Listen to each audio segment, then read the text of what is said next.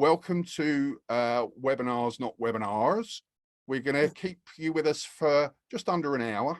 Plan is to spend the next 40 minutes or so talking at you, and then we'll do a Q&A session at the end. For those of you that don't know me, Kevin Moore, I'm one half of Big Dog, Little Dog.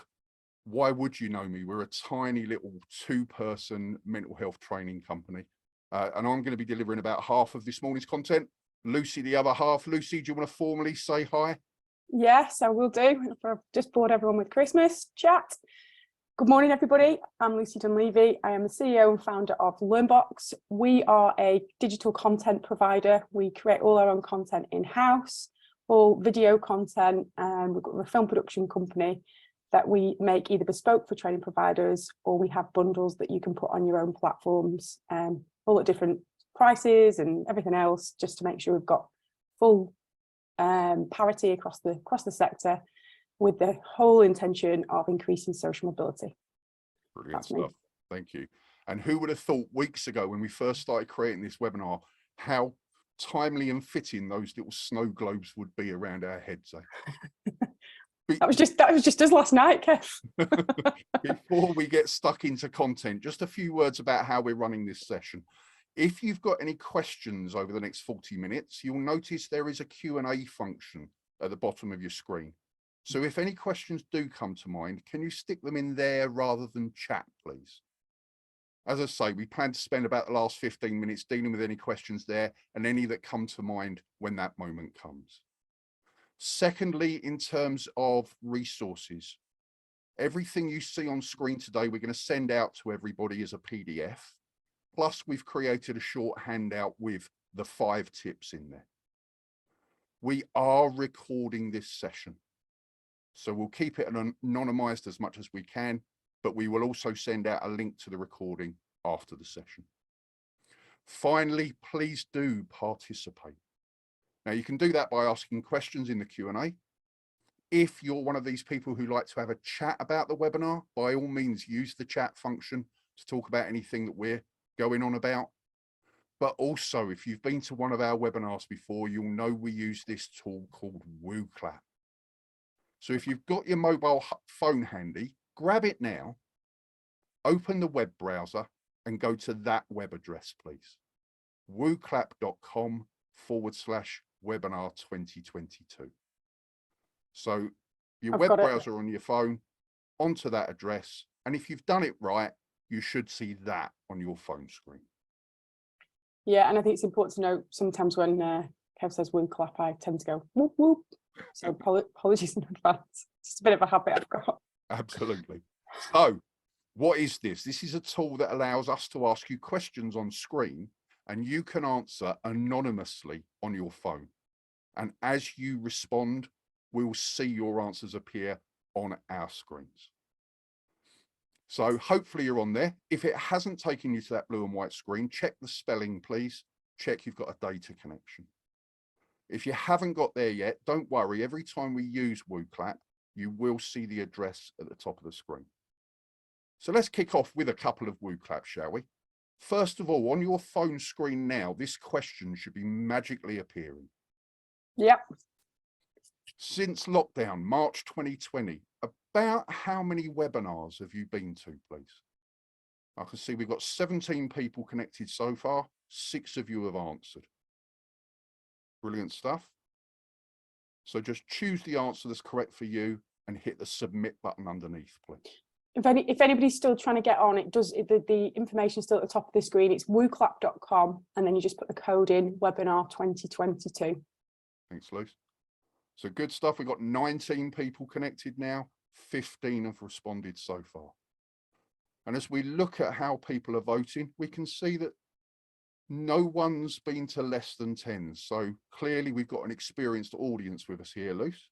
Yeah, somebody's gone into over 50 webinars. Wow, take my hat off to you. Yeah, absolutely.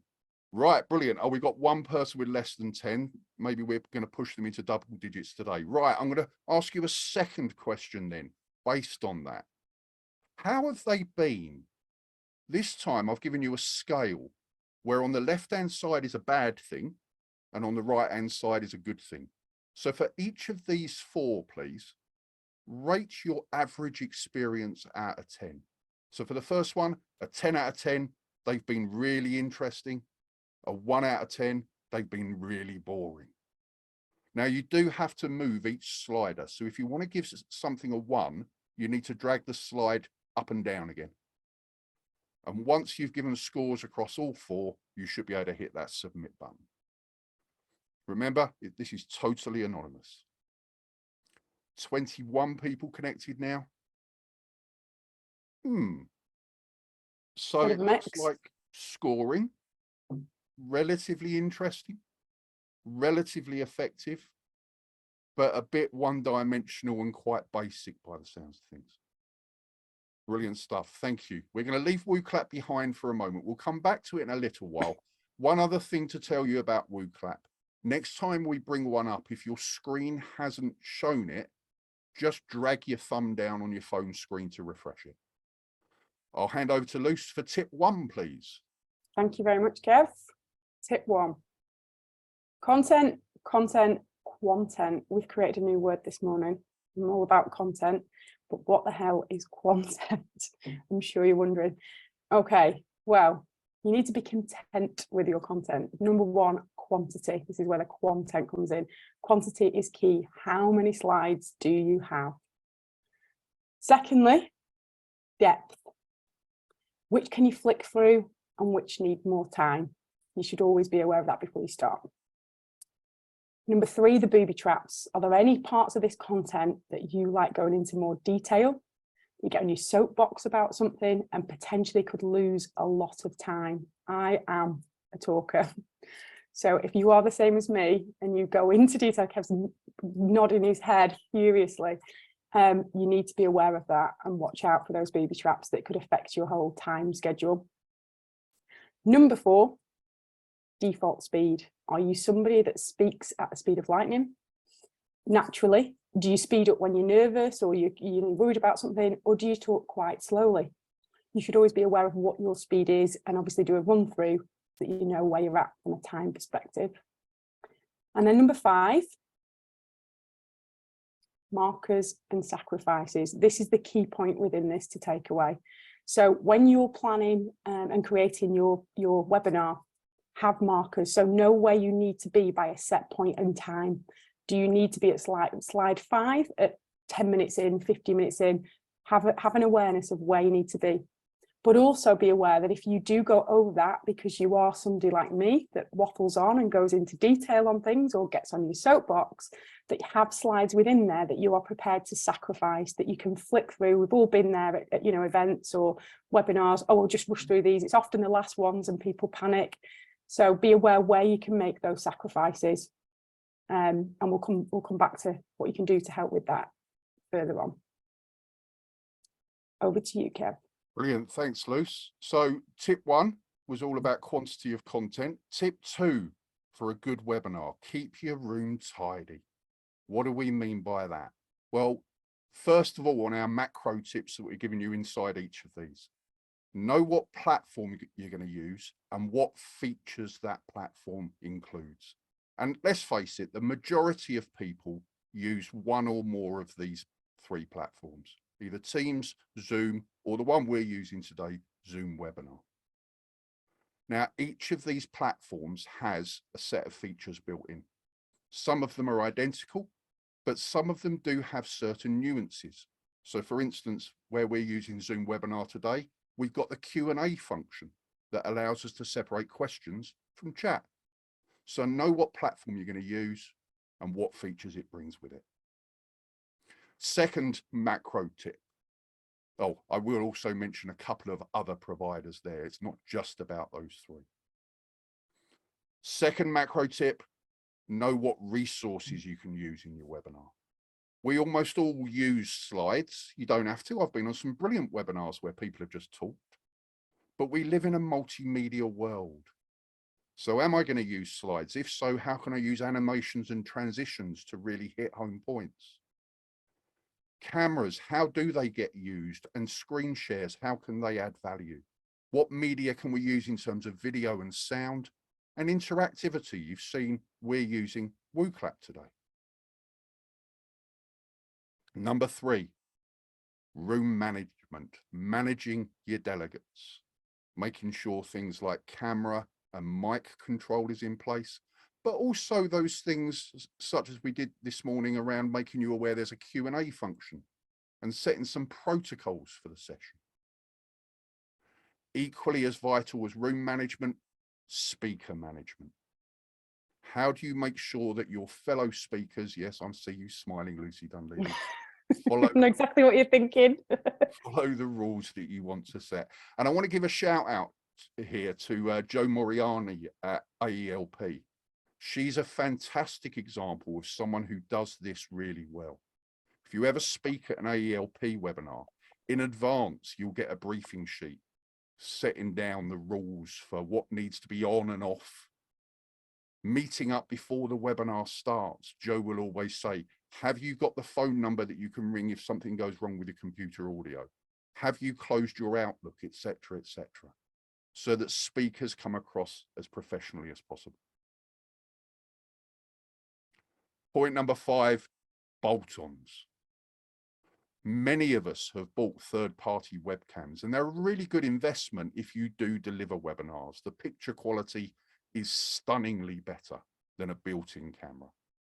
They also often have really good microphones built into them, but it's also worth thinking about a separate mic, and that's the one I'm using here today.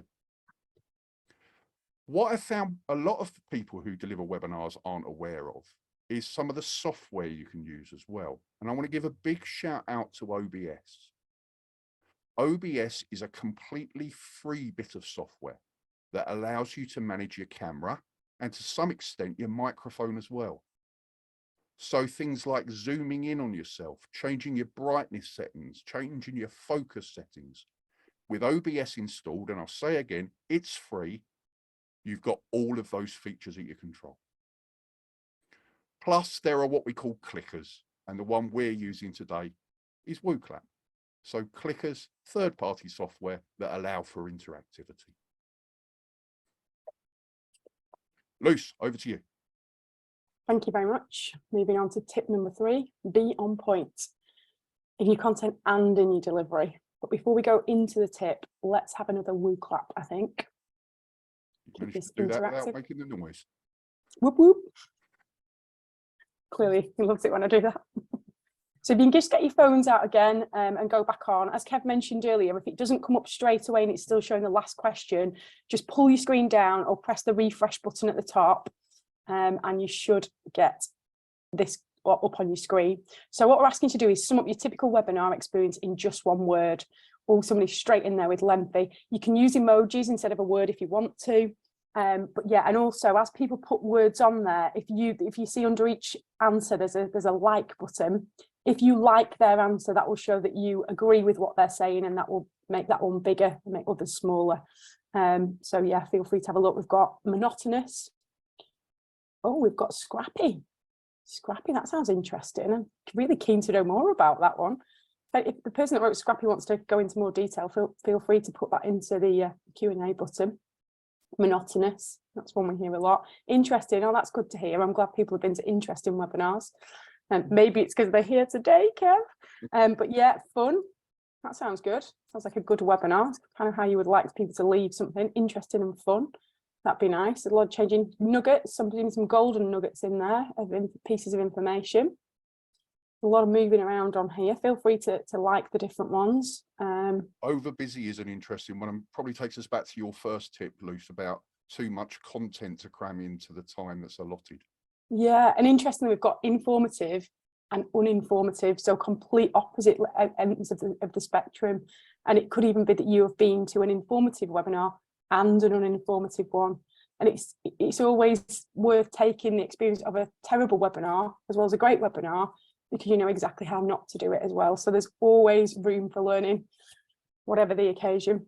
And there's an interesting question to ask in this as well, which is if that WooClap had said, sum up your best webinar experience in one word, what would you have put? And if it had said your worst webinar experience, what would you have put? And just hold those words in your mind, please. Yeah, definitely. But I think that this is typical. So it's good that we've got that mixture of people that have been to different types of webinar as well. Varied, lacking, lengthy, fun to scrappy, rushed, whole range of things in there. So thank you very much. And there's one with a thumbs up. So I'm taking it the thumbs up is it was pretty good. So yeah, all good. Right, let's get back to tip number 3. Okay. So before you even begin the webinar, you need to think about what do you want the people that are attending to get out of the webinar? Just similar to in a lesson, what are the objectives? How do you want them to leave the session? Now, Kev's kindly put a word on screen here. It isn't a town in Wales. It's not something I'm prepared to say. I tried in our practice sessions and Kev nearly fell off his chair, so I'm not going to try and repeat that. I'll let Kev explain what this new word that he's created actually means. Yeah, this one takes me back over 25 years ago when I did my initial trainer training. And this was hammered into us whenever we created a lesson plan. Start with the question. By the end of the session, you will be able to ... So starting with, what do I want them to know or be able to do at the end of it all? This is the setting of our objectives. Yeah, I think it's that whole start with the end in mind. And another tip related to that somebody once gave me is before you go into, particularly if it's a difficult meeting or a difficult situation or a webinar, presentation, whatever it might be, just write 3 words down at the top of your page of how you want those people to feel at the end of it. Because people will forget what you told them, but they won't forget how you made them feel. So that's really important as well.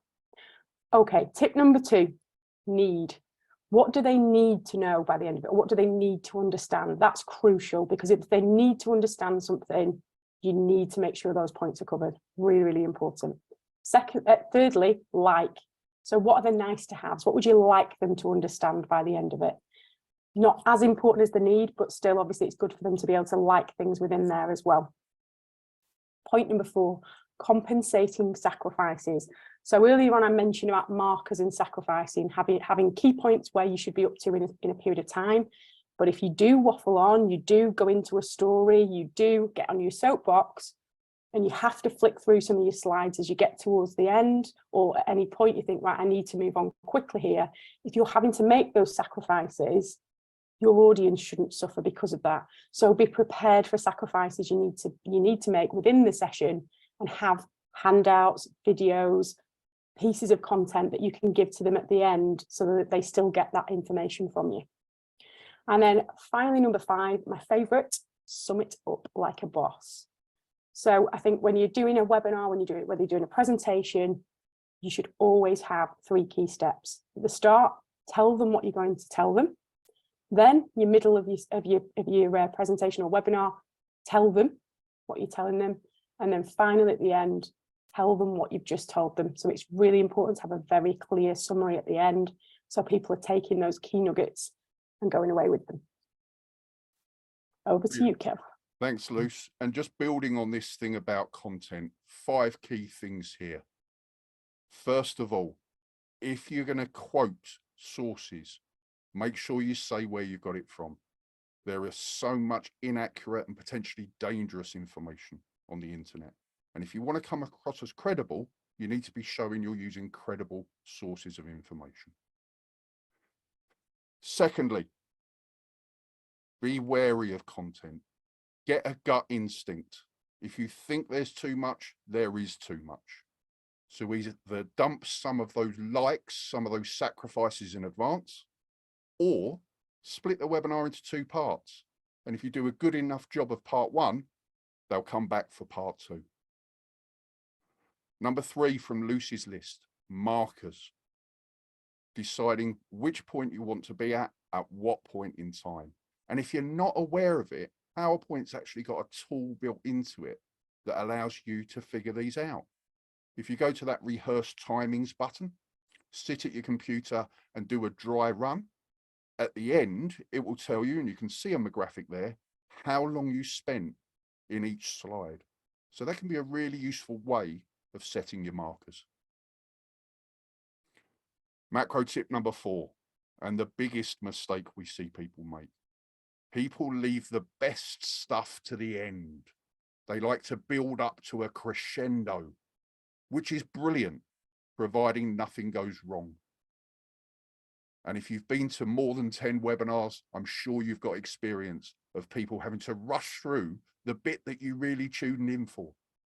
So please always make sure the important stuff is there throughout the webinar, and then providing you've met your time markers, re-emphasize it, put extra emphasis on it at the end. Tip number 5, always record your webinar. Why? More than one reason. First of all, people who turned up can watch it back again. People who couldn't make it can still watch it. If you make a good job of it, it's a brilliant marketing tool. Plus, you yourself can sit and watch it afterwards. And there's no better way of learning what you're good and not so good at than watching yourself back in real time. Luce, over to you for tip 4. No worries. And with that recording, everybody loves the sound of their own voice as well. Okay, moving on. Tip number 4. Make it interesting. Seems like an obvious one, but it's important to keep people engaged. Before we go into it, let's go back to WooClap. So if you get your phones out, and again, if it doesn't come up straight away, just press the refresh button at the top or drag the screen down. Hopefully you've all got that. So this guy on the left-hand side, his name is Stuart Lee. What do you think of him? Do you love him? Do you think he's not funny? Who the hell is he? So you can just make sure you press submit once you put your answer in. Sorry, Kev. Yeah, I was going to say, if you know of him as a comedian, what do you think of him? He can be quite Marmite. Unfortunately for Stuart Lee's career, far more people have never heard of him. Yeah, well, I was definitely one of those people before we started getting ready for this this webinar. And it's important to say the reason we chose Stuart Lee for this slide is if you're one of the 13 that have never seen and heard him, he's very dry, very monotonous. Look at his body language, it's barely existent. So on paper, he shouldn't be funny. But for those who like his style, he's actually hilarious. The point we're looking to make there, it doesn't all have to be about bells and whistles to be a good speaker. Lucy. Yeah, certainly doesn't. And I'm glad to see there's more people that don't know who he is, just like me. just proving my points, Kev. Anyway, okay, so as Kev mentioned, another person's wow is another person's nah. We're all different. We all like different things. But you need to make sure you're engaging the frontal lobe of the brain. That is the part of the brain that's responsible for attention, for motivation, and for short-term memory. So obviously in a webinar, that's really important. Point number 2, as I've mentioned, different people require different stimulation.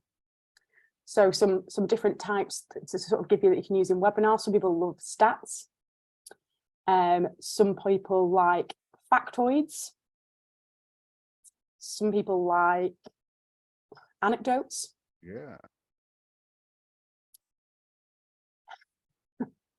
Some people like bad jokes, humor. Some people like humor as well. So everybody's slightly different. And then also some people like images. And this is one of Kev's favorite images that he uses a lot in his webinars, which represents bear in mind. Again, he's somebody who likes humor, as you can see. Number 3, choose the speakers wisely. Have you heard them before? Do you think they're any good? Would you want to speak with them? Did they fit you? Did they work well? Alison's just said that's terrible, the bear in mind. So to jump that in there. So yeah, choose your speakers wisely, which, you know, Kev's asked me to join him today. So I'm going to take that as a massive compliment, Kev. It's going to kill him this now. Thank you so much. The massive point in this one is yeah, that a subject matter expert isn't necessarily a good speaker. That's true. A good speaker isn't automatically a subject matter expert. Yeah.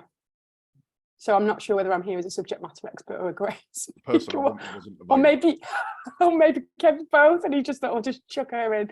Anyway, the point is choose your speakers wisely. Number 4, mix up your assets. You know, videos, images, different slides. Just make sure you mix it up, and obviously bear in mind that different people, different stimulation. So think about that when you're preparing your presentation. Number 5, text.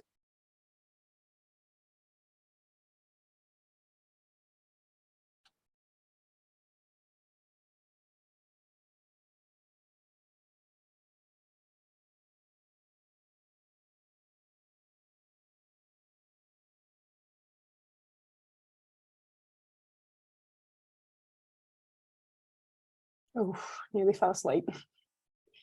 And on that, over to Kev.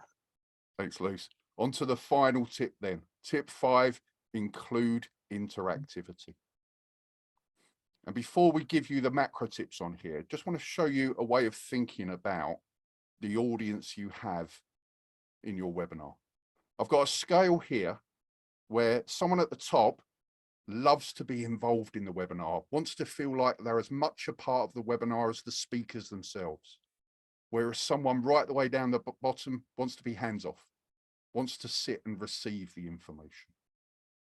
Just think, please, for a moment, where you are on that scale. When you attend a webinar, how involved you want to be. Do you want to be passive or active? And just hold that in your mind for a moment. Because we've got a second axis for you as well, which is around the use of technology. Someone at the extreme right, very tech savvy and happy to use as many features as you want to use. Someone at the very left, just the mere thought of doing something other than joining the Zoom room will give them the night sweats. So please, again, think where you are this time on that green scale.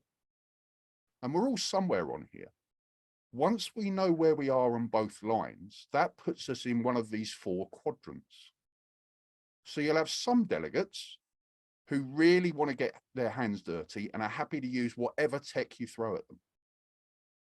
We'll have some people who don't really want to get involved that much, but tech savvy. We'll have others who want to get involved, but not using anything that they consider technical. And then we've got the 4th category, the passive delegate. So let's recognize, please, that in any group of more than 10 people, you're likely to have people from each of those quadrants. And therefore, your webinar needs to be set up for that level of interactivity to suit everyone.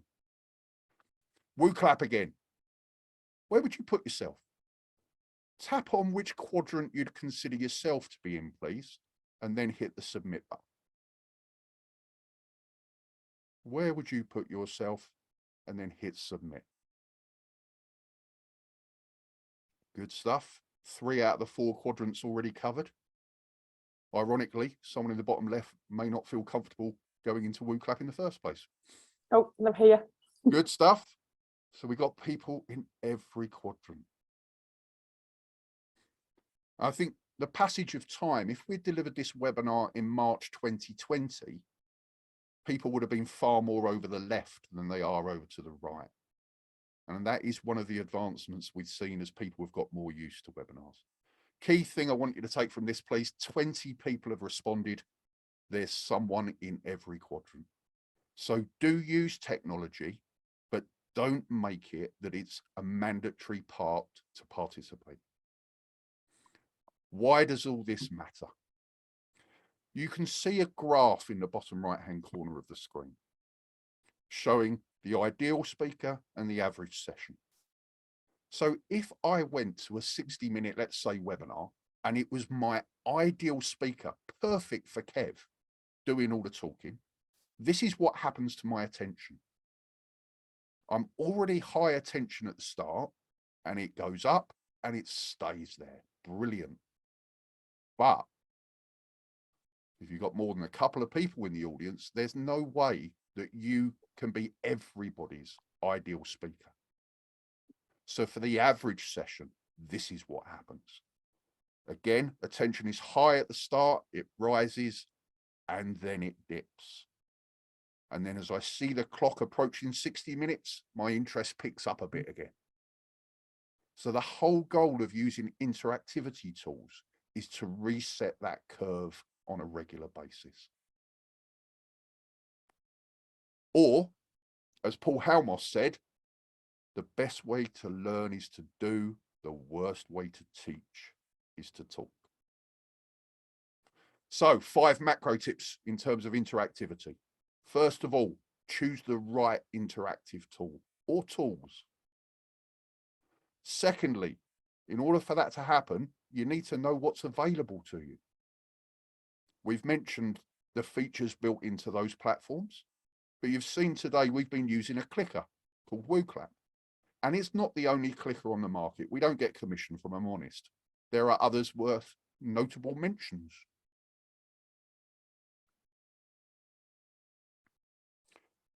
think about who's my audience. If you're delivering to, for instance, a tech company, they're more likely to be tech savvy. We're just finishing delivering training to a load of cabin crew. And when you are cabin crew on an airplane, you don't tend to use a computer a lot. So we found a lot of those people really weren't comfortable with technology. So who your audience is will influence what interactivity tools you use. Also a critical factor in deciding the right tool. What's the goal of that interaction? What do you want the delegates to get out of this 30 seconds? That will often help you decide your tool. And please don't use the same tool over and over again. You'll notice today we've used WooClap to do multiple choice questions, scaling, even a pretty little word cloud. So mix it up. And if we were to just consider for a moment 3 different types of interactivity, I've given you over on the right there reflection, voting, and clickers. So reflection is me giving you a scenario and asking you to put yourself there. I asked you earlier, if we'd asked about your best webinar experience, what would you have put? That's a reflective interaction. And on my spidergram, this is how it scores. Doesn't require any tech whatsoever. And is brilliant for the person applying a concept to themselves. Voting, most commonly used with the poll tools in Zoom and Teams, has definitely got its uses. And then the clickers again, if we were to look at how they figure on the spider chart. What I'm not saying here is that any one of these is better than the other 2. So please come back to that point of what's the goal of the interactivity, and that might help me decide which one to use. Tip 5 complete. Luce, shall I hand back to you to sum things up? Thank you very much, Kev. Yeah. Okay. All very Christmassy. So in summary from today, obviously, as Kev mentioned, we are recording this session and you will get a copy, but it might be worth, once I've gone through these summary points, just taking a screenshot, so you've got a copy of these to hand. Number 1, content, content, content. Think about the quantity of your content, how much there is. Don't overdo it in the sense of fitting into your time. Point number 2, use the platform and technology to your advantage. So whether it's Zoom, Teams, and the different things like clickers and things that Kev's mentioned, use them to your advantage and use them to make the session more engaging, to mix it up. Point number 3, be on point. Remember markers and sacrifices. So time yourselves going through it, have practice runs and put in the markers, be at this point by this point in time. But also be aware, if you've got somebody like myself that does have a habit of telling stories, waffling, getting on a soapbox in certain situations, that you know, if you're not at that point, that there are areas in the presentation that you can sacrifice, that you can flick through quickly, but make sure you cover those through a handout, video, etc. Don't lose the quality of what you're trying to give people as part of the webinar. Point number 4, make it interesting in more ways than one. It's all about being engaging for people, and they will be engaged if it's interesting. If it's all the same, if there's loads of text on screen, if it's just you talking at them, they are going to switch off whatever you're telling them. It doesn't matter if it's the funniest story in the world. Remember, everybody's different, and remember to make it interesting in lots of ways, so you're covering everybody's different types. Point number 5, make it interactive and involve your delegates. The quote that Kev put up from I'm going to try and say this, statistician, it's not my best word, was all about doing. People learn when they do. So involving the delegates, getting them involved in the chat, getting them involved in things like WooClap. Again, it's not for everybody. So if they don't want to get involved, don't force them. They don't have to, but put it there to involve the people that want that type of thing. Don't make them suffer if they don't, but just make it as interactive as you possibly can. And that, my friends, is the summary of the 5 tips we've covered today. Kev, is there anything else you'd like to add? Yeah, just to wrap this up before we deal with any questions, we're going to use WooClap one more time. So just take a minute, please, to reflect on the last half an hour, 35, 40 minutes. And can you let us know what you think of what you've just experienced? So we're using those sliders again. And obviously, the higher the score, the better the score. So how much did you learn from today's session? What did you think of the pace? Did you enjoy it? Would you be interested in a follow-up? And as with all of them, once you've submitted your answers, please hit that submit button. Yeah, and just be honest, we've got very thick skin, me and Kev. And obviously we're keen to get feedback and we want to learn as well. So please let us know. Good stuff. We'll leave this up there for a few more seconds. This is the final woo clap. And we'll go to Q&A in a couple of minutes' time. I think we've been hitting around 19 responses throughout the session. Yeah. Thank you ever so much. Thank you for your feedback on there. Yeah, appreciate it. Thank you very much. So we'll come out of slides. We just wanted to leave up social media in case you are in any way interested in keeping an eye on the pair of us. I would give a big shout out to BDLD at this point, because we've nearly finished our Christmas quiz. This morning, question 9 of 10 was asked on LinkedIn. And if you wanted to be the proud owner of one of these hoodies that I'm demonstrating, have a go at the quiz. There's 10 questions and a tiebreaker, couple about Christmas, couple about BDLD, because it's our 5th birthday next week. So if you want to win a hoodie, get onto LinkedIn and look us up, please. You'll see it through me. Luce, do you want to mention your LinkedIn activity? My LinkedIn activity, yeah, we've got a countdown to Christmas going on at the moment, and it's the 12 fails of Christmas rather than the 12 days. We, as you can imagine, being a film company, we have a lot of bloopers, so we thought we'd make use of them and give you guys a laugh. So we've got a fail for every day of the countdown to Christmas. So yeah, please have a look at that as well, and let us know what you think. Thanks, Kev. Alison Thompson has said, fabulous. She is my favourite person here today. I know you shouldn't have favourites. And some people are saying happy birthday to BDLD, Laura and Tracy. Happy birthday. Happy birthday, Kev. Thank you very much. Thank you. Yeah, can't believe we're going to be 5. Oh, and Zoe said a great session as well. So thank you for that. We have got a question. So I'll bring up the question.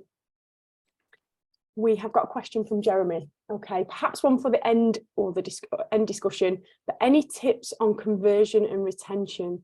I know online webinars see drop off, but any tips to minimize this? And for retention, any tips for how to keep people for the whole time? Is an hour too long, for example? Good question, Jeremy. Go on, Kev, I'll give that to you. Thank you very much. Yeah, very nice question, Jeremy. I think in terms of getting people to turn up in the first place, as much as you can give away in advance without spoiling anything is a really nice marketing tool. So for instance, we pushed out something a week or 2 ago about booby traps, markers and sacrifices, just to try and tweak people's interest. Also, if you've delivered webinars before, you've recorded it, of course, because that's one of our tips, let people have a look. Create a highlight reel of some of your best moments of your webinar to get them to turn up. In terms of retention, there's a bit of a contradiction going on here, because we said earlier, never leave the best till last. But that does create the possibility that as soon as someone's got what they wanted, they're off. So again, this is about how do we pitch the webinar in the first place? What reasons do we give people to stay on till the end? One technique we use from time to time, WooClap has a feature called competition mode. And if we turn that on, you put a username in and we give away a t-shirt for the winner of the quiz. And as silly as that sounds, it's not about people wanting the t-shirt, people want to win. It's true. So then you keep the quiz going to the end. So just a couple of ideas there, Jeremy. Thanks for your question. That was a good shout, actually, Kev. It was something we hadn't mentioned, but hopefully, Jeremy, you feel like we covered some of those after you'd asked the question as well. But let us know if you've got any sort of additional questions to that, or if you don't feel like it's been answered fully. Please do let us know. Okay, Vicky, how long should a webinar last if demonstrating a product or service? Good question again. I think first and foremost, if you look at the theory of learning, the human attention span peaks at 12 minutes and massively drops away at 20. So I would say if you want to get maximum retention, keep a webinar to 20 minutes and make them bite-sized chunks. And it's something we could have gone for today, but we wanted to do all this in one rather than one for each of the 5 tips. If your product or service is worth it, and you're saying to people 3 20-minute webinars, well, I can find 20 minutes. An hour's a bit of a stretch. So I'd certainly be looking at those bite-sized chunks. The way we then look to address how do we make it an hour is the interactivity. Remember my curve. We hope that when we go to WooClap and we get you doing something and you applying your frontal lobe, that gives a bit of an attention reset. Yeah, and I think from my perspective, demonstrating a product or a service, obviously it's your product, it's your service, so you're really passionate about it, and obviously you're trying to sell it in some way. So it's very easy for you to talk a lot yourself and it to be about your product and service. Always think about what are the customers' pain points and make it about them as much as you can. And I'd say ask them as many questions as possible. That will keep them engaged, because human beings like to talk about themselves. They'd like it to be about us. And just a recommendation, there's a great book called They Ask, You Answer. I think that's the title, by Marcus Sheridan. Couldn't recommend it enough. All about marketing, but really good in those sort of situations, and will help with websites as well. So just extra tip there from me. Next question. This is an interesting one. Cameras on. Any tips, please, on encouraging cameras on? I'm not sure if this is in a webinar situation or just in meetings in general, but I have been in a few meetings where people don't put the webinar, where they don't put the cameras on, and staring at somebody's initials just burns your eyes. It's one of my little bugbears, but here I am. This is me getting on my soapbox now. So I'll hand over to Kev, who'll give you a more succinct answer. I'm going to go off-piste and show my musical tastes. I'm a fan of early hip-hop. It's kind of 1977 to 85. So I'll quote a tune by De La Soul, which is the magic number 3. The first 3 people into your room set the trend for the rest. If the first 3 turn their cameras on, there's a far greater probability that everybody else will. But I guarantee you, if the first 3 have got their cameras off, they'll all go cameras off. So if you really want to play that trick, here's the thing to do. Be friends with 3 people and ask them to join your session nice and early. Good shout. If you still get people not wanting to turn their cameras on, we find a nice little bit at the start of a session is to ask everybody, turn your camera on, introduce yourself, and then if you want to turn your camera off, I'm okay with that. And often people, once they've broken the ice, keep that camera on. Yeah. Talking of friends, we've got a friend here today, Steve Webb. Didn't realise you were here. Nice to kind of see you, Steve. Steve's got a great question. Before I go into Steve's question, I just want to shout out about Steve as well. He is raising money for mental health charities at the moment. Find Steve on LinkedIn and have a look what he's doing. He has met so many famous people, this man, you'll be jealous, including people like Margot Robbie. I heard they're dating, it might not be true, but he has got an autograph book filled with autographs of so many people. As I say, check him out on LinkedIn, because this is something you will want to win. So yeah, have a look at that. Steve doing some amazing work for mental health charities. So thanks, Steve. Steve's question, what tips do you have for promoting a webinar and making sure it grabs people's attention? Are there good and bad ways to phrase the title of your webinar? Great question. Kev. Yeah, I'm going to take that as 2 questions. What do you do to promote a webinar? 6 degrees of separation. Get people you know to promote it and ask them to get people they know to promote it. Get exponential growth out of that. Don't ever be afraid to repost, retweet, comment on your own post, because our attention is like a deck of cards. And the goal of marketing is to take your card and stick it back on top of the deck. So do not think any channel is off limits for it. We might have 1 or 2 people on this webinar today from a Manchester United forum, because guess what? I posted the link in there. Oh God. Sorry, Luce. I had to get it in. You should be. You'll never walk alone, Kev. Titles. Now, Steve, there's no easy answer to this. What makes a good webinar title? A bit like what makes a good company name.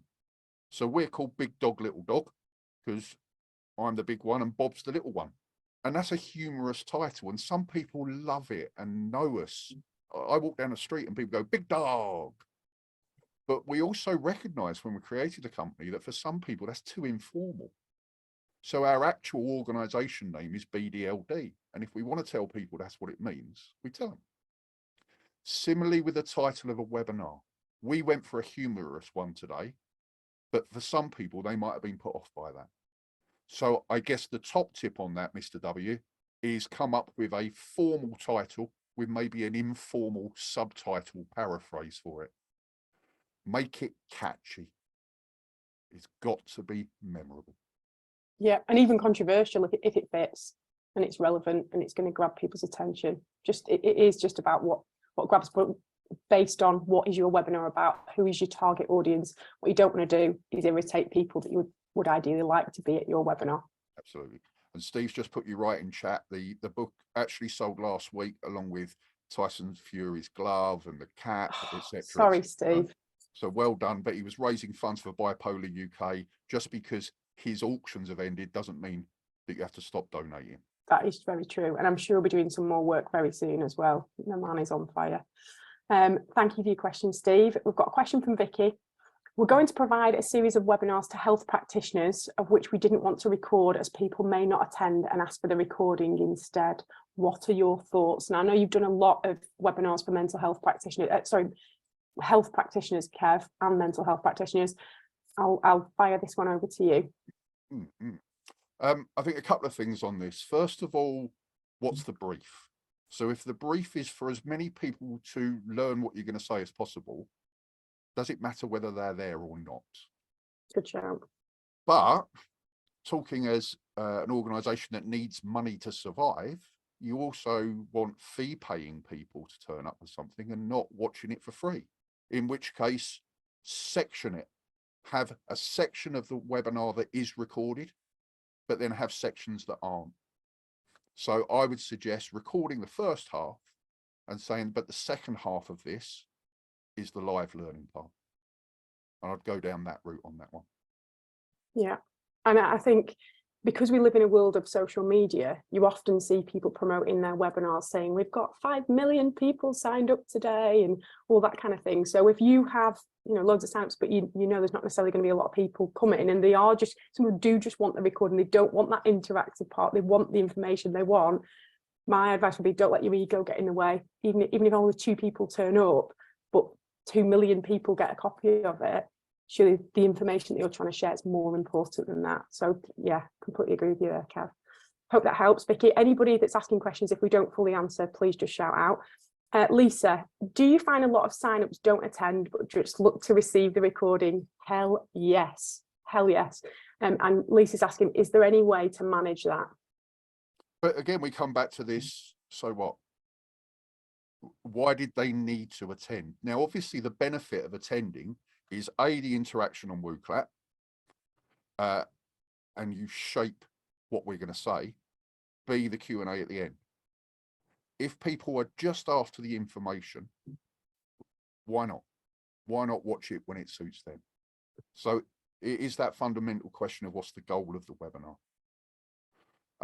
We do record ones that we then don't release the recording because it is a per seat payment. There's nothing wrong with that. So it all starts with, why am I delivering this? I think that's the key thing on there. Yeah, I've just had time to go into the chat and I'm just typing the name of the book. I think that's the right name. The author's definitely right anyway, and it won't be far off. So I'm just going to type that in there. What I have noticed is, although Kev mentioned what Steve had said, you didn't quite give it verbatim. So Kev, Steve sold the book for £2,500. Well done, Steve. That's great. He's met Stuart Lee. Of course he has. Who has he not met? He loves old school hip hop. Agree. Who doesn't? And he thought he was going to like Kev until the Man United bit. Yeah. That's what he said. Always I love you even more, Steve. You're welcome here anytime. The book, They Ask You Answer by Marcus Sheridan. I'm pretty sure that's the title, but honestly, such a good read. And if it'll help you in every level of marketing and websites and everything. So I couldn't recommend it anymore. A few more comments that are in the chat. I think there's a question still left in Q&A, Lucy. Oh, sorry, have I missed one? Yeah. Oh, sorry, Lee Thomas. Yeah, I think it came in since I moved into chat. Does it help a webinar if the person giving it is as good looking as, oh God, you're such an ego, as good looking as Kev? Well, I'm not being funny. Steve Webb has met Margot Robbie, so I think we'll let Steve decide on how good looking Kev is. But yes, clearly that's why I'm here today. Kev is the person that attracts people into the webinar purely based on his James Bond looks. So yeah, I just joined in because I knew he would bring the crowds with him. So yeah, thank you, Lee, for your great comment. I don't know how much are you paying these people, Kev. Okay, back to the chats. We've got some comments on here. Edward may have gone, found very useful, joining another webinar. Lisa, name of the book again, sent you that.